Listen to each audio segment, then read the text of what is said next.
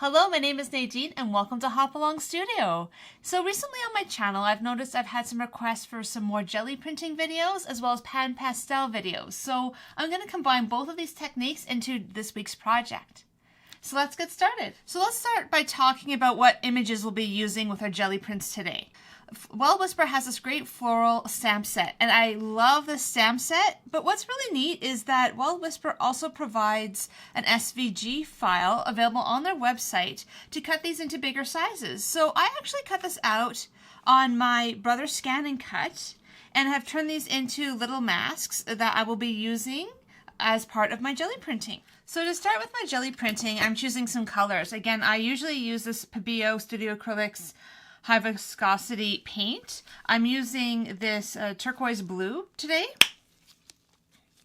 And I decided to stick with more blue and gold colors for this particular printing.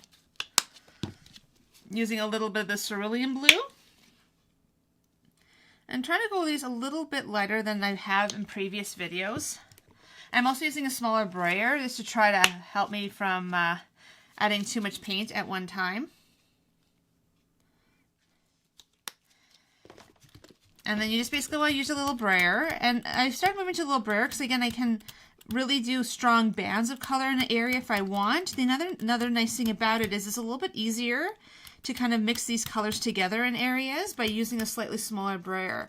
And I find you just end up being able to control your paint a little bit more. It depends on what you want to do. If you're looking to do some really strong prints quite quickly, this is where I would just use a large brayer. But if you're looking to maybe vary it up a little bit, this is not a bad way you can go about it.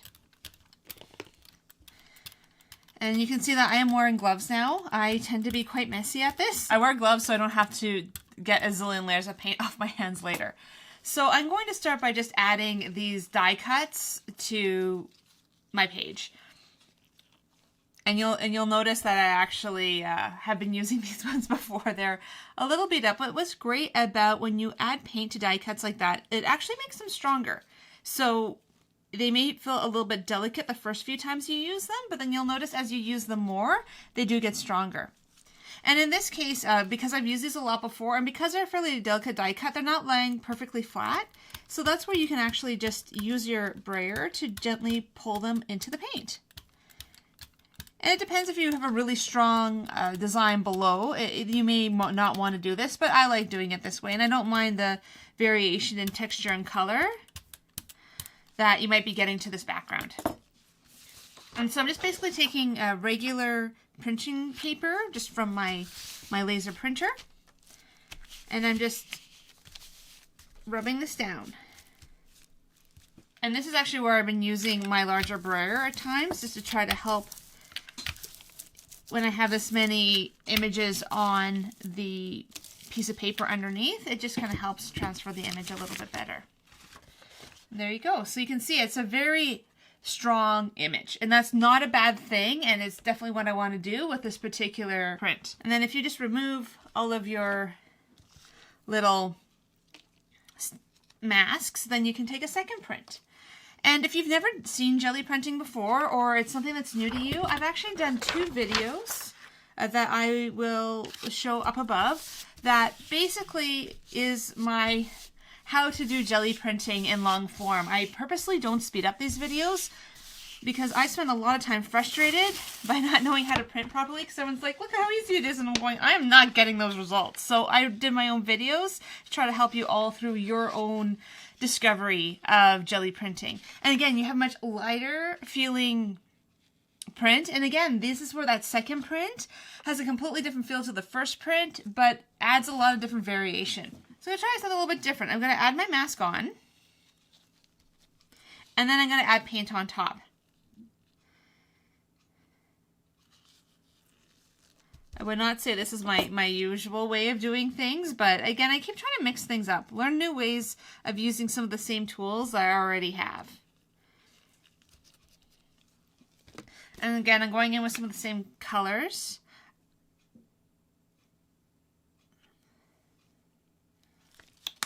I'm going to have to be using a little bit more paint for this particular one, just because it's a little it doesn't work quite the same and as easy. Is a reason I don't usually do this on my prints, but it's fun. I like having a little bit of variation in like how I lay down images and what this ends up looking like.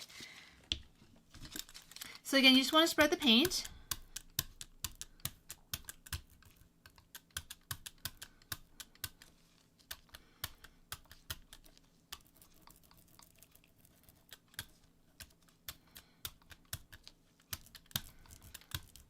And again, you're not always going to get it perfectly through the impression, and that's kind of what I'm going for. Is it's not going to be the perfect print because all the paint isn't going to lay perfectly on top, but I think it gives more variation to your image and the style of the print that you're getting, and that is exactly the point. And what you might notice is that my actual brayer is getting marks on it from laying across the flower images. And so what you're running into is it's coming into places on your actual print.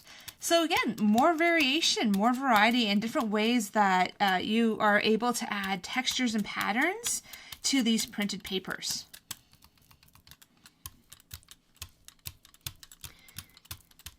And I do love these images by Wild Whisper Designs. And I love that you can get both their stamps and their SVGs for a lot of their images, and that really gives a lot of variety because I love the stamps and I use their stamped images a lot. But what's really great about it is sometimes you want to use that same image but make it bigger, make it different, and you have a different application for it. And that's where this really comes in handy. I just want a tiny bit more gold in here, so I'm just going to add a touch of gold in there and spread it in places. This is not the easiest way to jelly print, the way I'm doing it here with this, but I did have kind of a final result in mind, so bear with me. So by pulling these up, now you can see I have a very, very strong image that is coming through.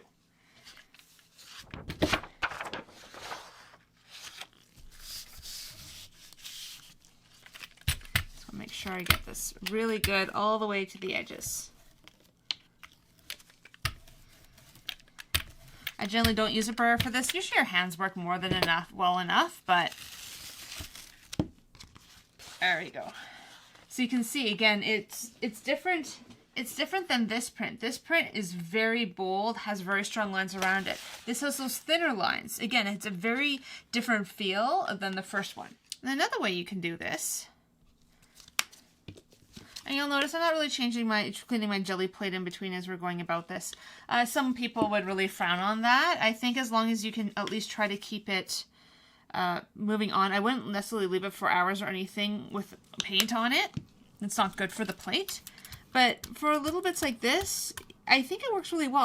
What I like about it is I find you often get these really fun surprises when you are doing prints, especially when you do prints of other colors on top of something below. I will end up with things like if I ended up printing with red first and then ran a couple prints and then start printing with blue and gold, I'll often sometimes get these little red marks in my blue and gold prints. And that for me is a really fun use of this medium. I'm going to try a different way of doing this. We're just laying them on top.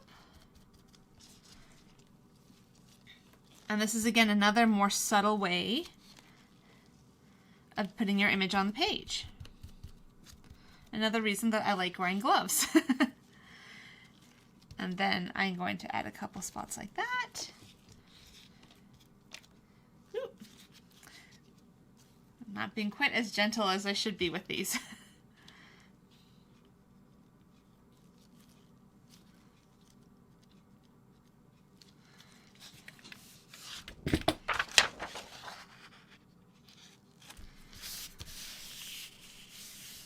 Just add it on.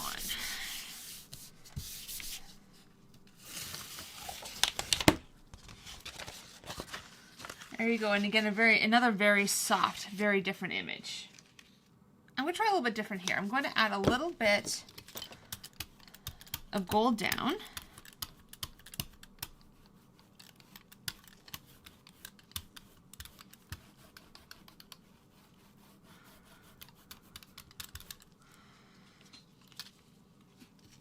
I'm going to add my big flowers.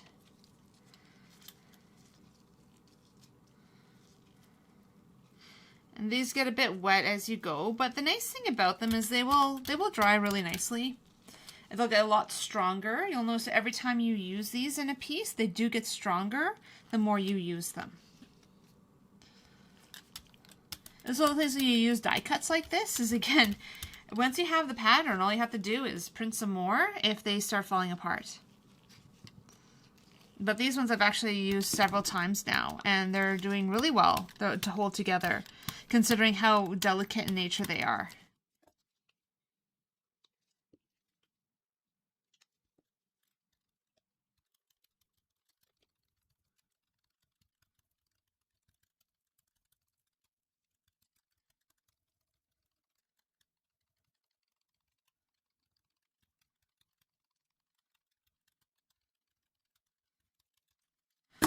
And now I'm just going to leave these on and take a print. And again, with some paint underneath, some paint on top, this should make for, again, a different variation of what we're doing.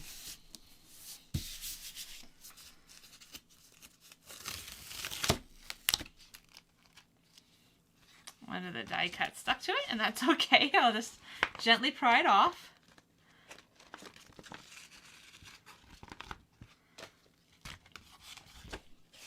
And that one's really fun because, again, it has those white areas, but then also because there's already some paint below, it ended up providing some really interesting imagery.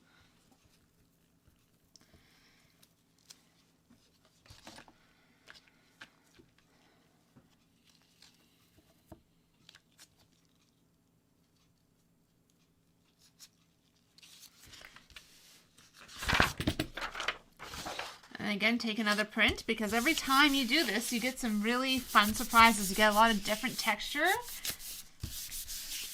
from this. There you go. Again, a very interesting piece you can use on something. So what if you want to try this technique, but you don't necessarily have the die cuts available? The other option is stamping. I did kind of go over this a little bit in the previous video that I did on jelly printing. And again, like, take a look at it, because that one I actually go through a bunch of different types of ways you can jelly print.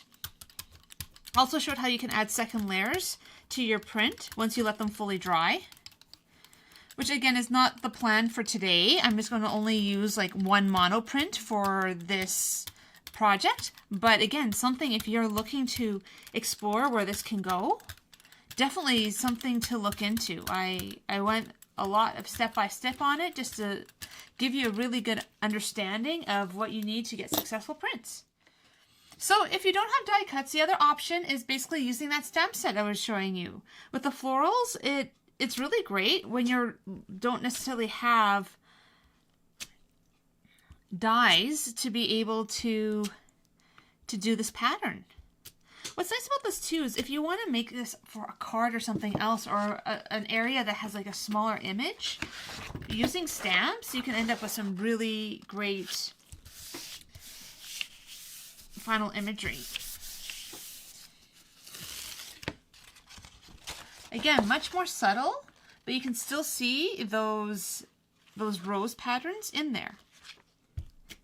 The other option too is you can always stamp off onto your jelly plate, and of course take another print.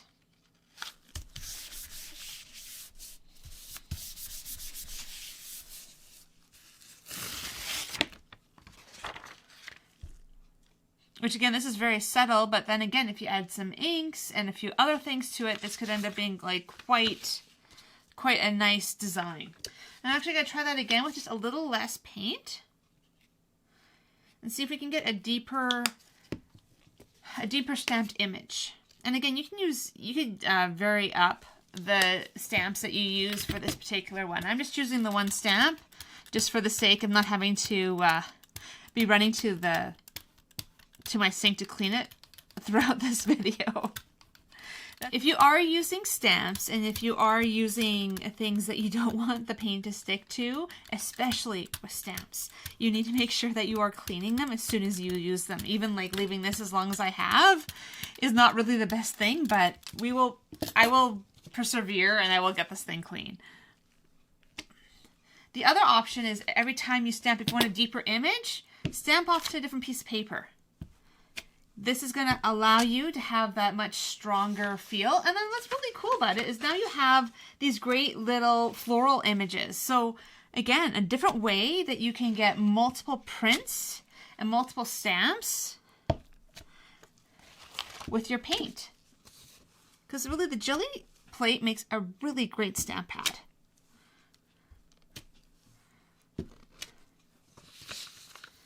Okay. Put this guy aside because I actually like that one the way it is.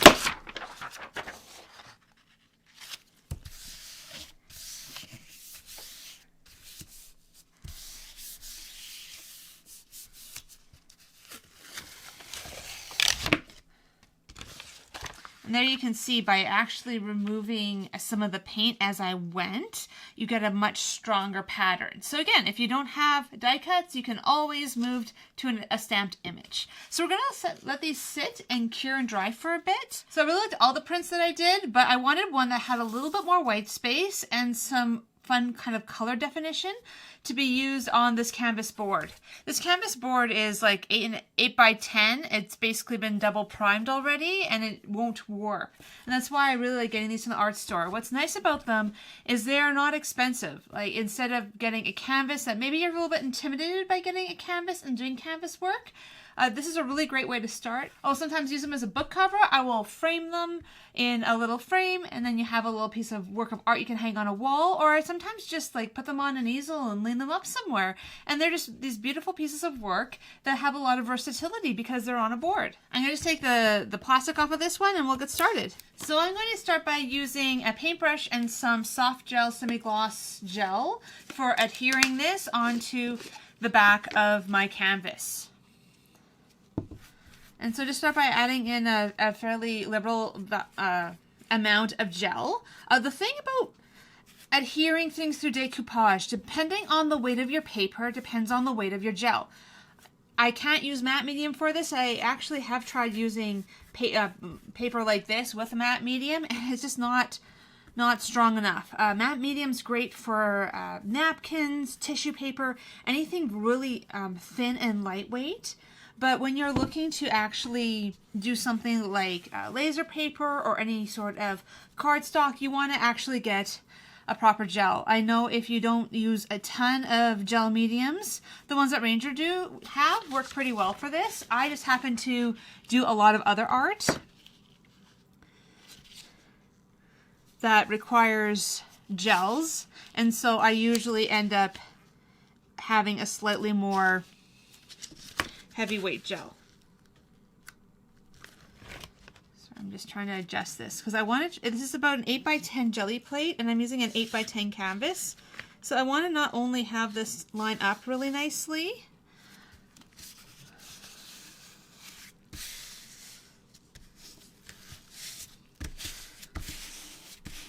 just want to make sure that it's laying pretty flat before I start adding in the paste on top. And then some of these corners here, because I did adjust it, if you're not sure if there's enough paste, just lift the corner, hear it down nicely, let it crease on the corner a little bit, and then just add more gel on top. Because anywhere, you want this to have a really solid bond, so instead of it being several pieces, it's one piece. And that's part of the reason I wear the gloves.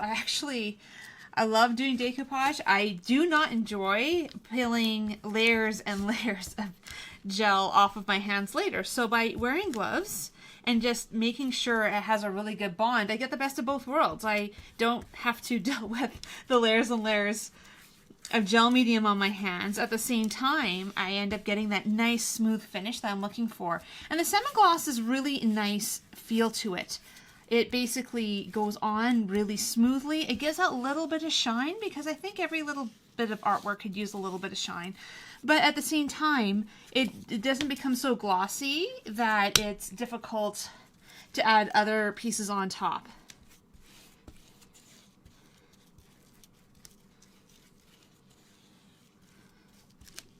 And as you can see, I'm using quite a bit of medium, and then I'm just checking all the corners.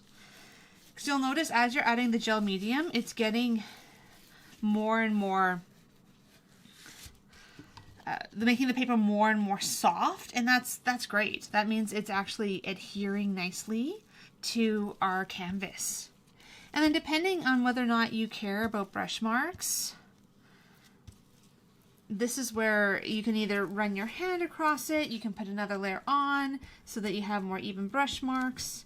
And if you end up with bubbles, it's okay. Like, generally you want to try not to have bubbles. It's a little harder when you're working on such a large piece because it's a little bit harder to always get like the perfect non-bubbly effect with it. And also we are using very inexpensive copy paper for this, which is also going to affect things because, again, like, depending on the quality of your paper, it may not buckle as much depending on the quality of paper you're using for these types of prints. Okay,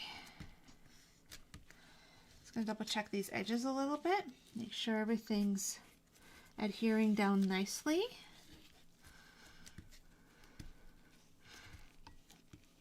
And if you don't want to see the edge of the frame, the other option is you just run a little bit of gel medium along the edges, and then it should actually adhere to it, so then that way you can just tear off the excess.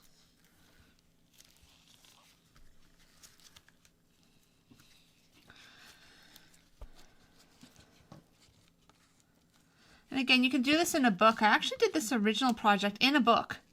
And then I thought it looked so cool, and I didn't plan to put any journaling or anything in it.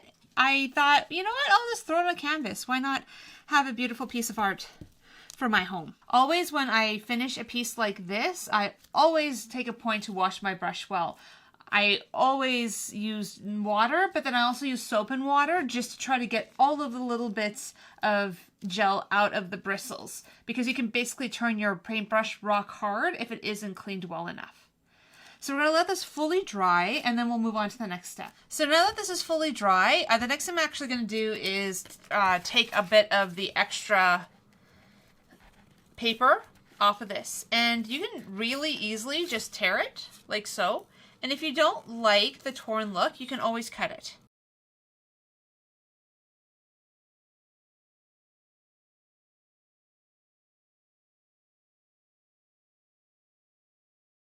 Also, if there's a little bit on the edge here, you can always put a little bit of gel medium along the edges just to get it to lay flat. And that's maybe what I will do, just to try to clean up these edges a little bit so it looks a little bit smoother. Just by adding a little bit of gel gloss just along these edges.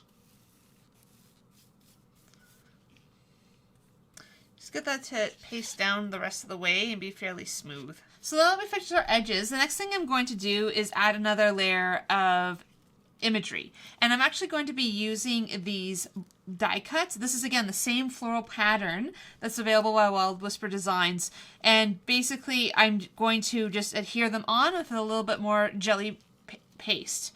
And what I'm going to do is decide on where I want my flowers to fall.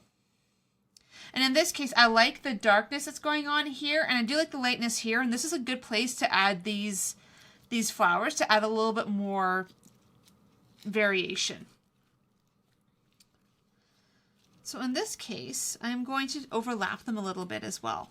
And in this case, I'm only going to be using part of the die for this one image. And I'm just using another one of my paintbrushes. And because these things are fairly delicate, I am just throwing them straight on like so, and just adding the extra layer on top. And you do want to be gentle. I'm not being quite gentle enough, as you can see with that stroke.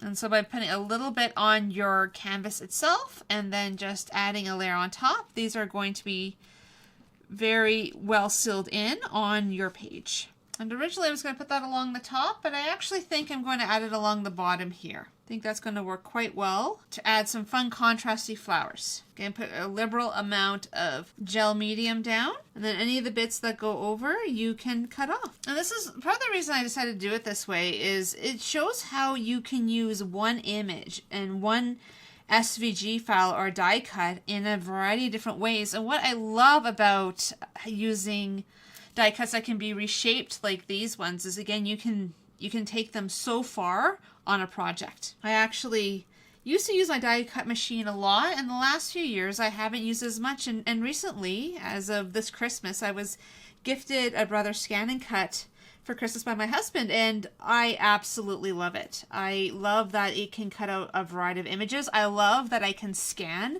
and cut out images, which means that I no longer have to fussy cut. Because I loved adding layers of my projects. I hated fussy cutting.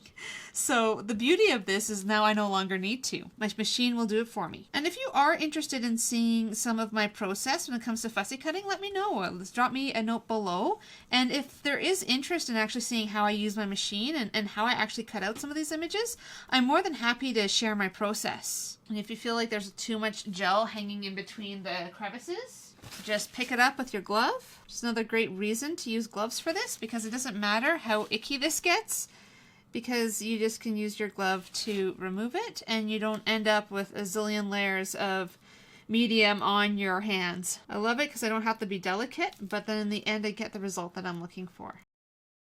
So now that this has dried, we want to clean up the edges by removing the extra die cut from the edges, just to give it a nice smooth finish. So I really like how this looks, but I want to add some more color to it. So I'm going to actually use my Pan Pastels to finish off this piece. So I have another video on Pan Pastels. I go into a lot more detail about how to use these. But basically they are a pastel that is in a pan form. You basically use these sponges to add them to your project. So I'm just going to tap into this and then just add in some color here. And the reason I'm choosing Pan Pastels for this is one, it goes on really quick. The other thing I really like about these Pan Pastels is they have really nice soft color. So I look at this as being a little bit more of almost like a stained glass effect, where you're adding a little bit of color, but it's a little bit more muted, because you have all these wonderful background images and colors, and I don't necessarily want to take away from that, but I do want to accentuate these roses a little bit more. And that's what I love about these die cuts, is they definitely have a really strong image. So again, you can do a lot with these. And again, if you don't want quite as much on these, you can always just rub your finger across it to remove a little bit of the Pan Pastel off of the black, just to try to get a little bit more contrast. It's really up to you and what your personal preference is. And again, by using a sponge to add them, you add that color in. But again, it's not time consuming. It isn't hard to do. And I love the vibrancy of these pastels. And then for these ones, I'm also going to add in a little bit of purple accents. Not everywhere, just in a few spots.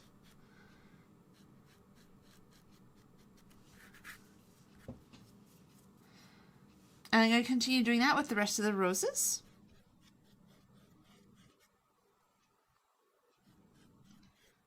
So I discovered Pan Pastels about a year ago. I had my eye on them for a long time and finally decided that it was time to give them a try. And part of the reason I chose to try them is I was starting to paint a lot, and the comment is that Pan Pastels are a really great way of just blocking in color.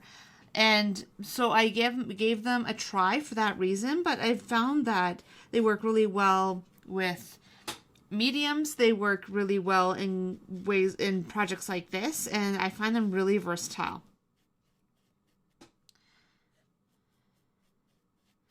And they do take a little bit of experimentation.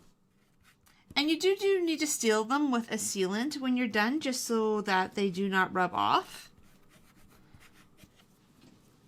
But I really do love the effects you get from these Pan Pastels. So I'm adding into the little flowers a little bit of color.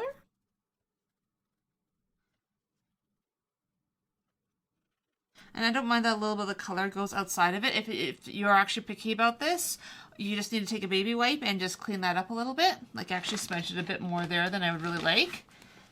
So a little bit of a baby wipe. There you go. So I want to also add in a little bit for the leaves. And I have a few different colors I'm going to use for this. I have this very light green. And I'm also going to add in a little bit of the dark green as well in some spots. I'm going to start with the lighter color because I kind of want that as my base color, and I'll add a few accents in.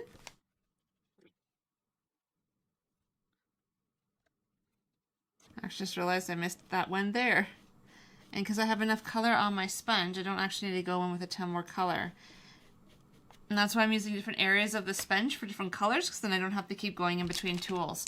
Another tool that you can use, this is another soft tool. And so if you don't want too much color on, but you want them in little spots, these also make applying color really easy. And if you end up getting a little bit of other colors in your pan pastel like I have there, you can just take a paper towel and just wipe it out really quickly. It's very easy to keep these little pans of color clean.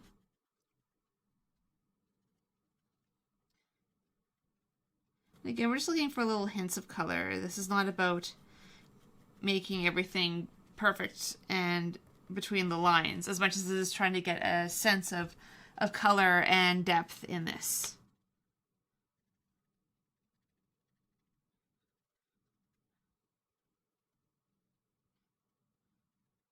And I do find that in this corner here, it's a little bit lighter than necessarily I would want it to be. So I'm going to actually pull another tool. I'm going to pull this little soft tool here, and it's going to add a little bit of this turquoise color to the corner. Just try to have this fit in. So you have to be careful with having clean hands because I just got purple along the side here. That's okay. I'm trying to work quickly, and sometimes when you work quickly, you can end up sometimes making a bit of a mess.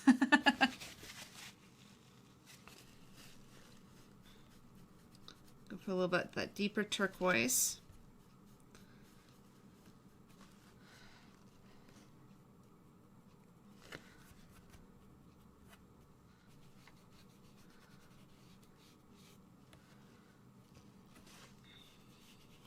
And I'm actually rubbing just a little bit just along all the edges. Tie this into the other colors a little bit more. So the last step for this is to actually add a sealant to it. You can either use a Krylon workable fixative or some sort of UV archival varnish. What that will do is that will actually set the pan pastel and make sure that it doesn't rub off. So as you can see, by adding jelly printing, pan pastels, and die cuts together, you can use a repetitive pattern to end up with a really strong piece of art. So I hope you've enjoyed this video. If you have, if you could like it, subscribe to my channel, and maybe provide a comment below about what you liked about this video. Also on my website, hopalongstudio.com, where I have other creative ideas on how you can build a self-care habit in your own life. Also, if you're interested in purchasing these die cuts or anything else from Wild Whisper Designs, please use code DTNadine. That will give you a discount on your next order. I hope that you have a really great week, and I will see you next time.